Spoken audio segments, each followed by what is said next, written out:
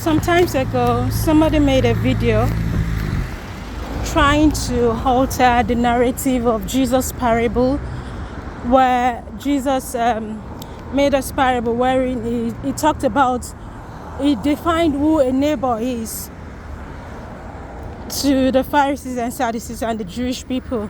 And this particular one where a man was attacked and, the Jew did not help him, the priest did not help him, the scribe and the Levite did not help him, but it was just a Samaritan, which in general knowledge people say good Samaritan, that helped him.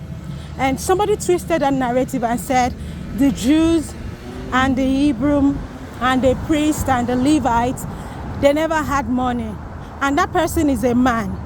So I've come to the conclusion that if a man, and if men, not all men though, so I'm not generalizing, this is not a fallacy of hasty generalization. So if men will form the habit of twisting scriptures and manipulating people to believe in what they want, then I have an hypothesis to take a jab and aim at most men, all men.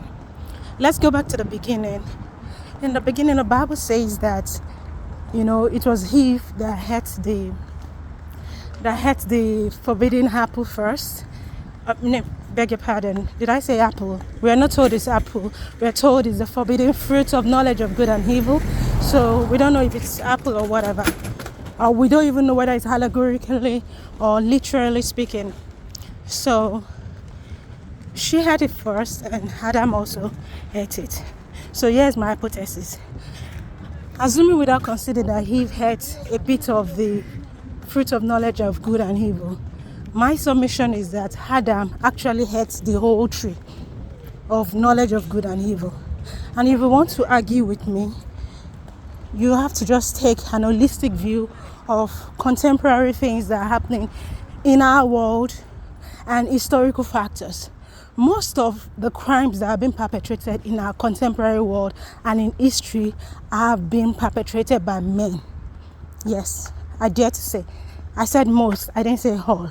And even if we are going to analyze it again, if you see a woman perpetrating crimes, then she must have, and the probability that she will have a man as a backup is very, very high. Who are those committing theft, armed robberies, housebreaking, raping, pedophilias?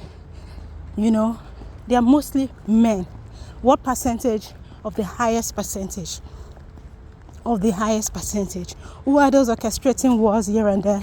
Men. That's just to mention but a few. Apart from the fact that it was Judas Iscariot that actually betrayed Jesus to the cross of Calvary. So, listen, if you are always twisting scriptures for your self-aggrandisement, for pecuniary purposes, remember that men are the centerpiece, like the centrifugal point of most of the evils that are happening in our contemporary world. Take it or leave it. That's my hypothesis, and I stand by it now and always. Cheers.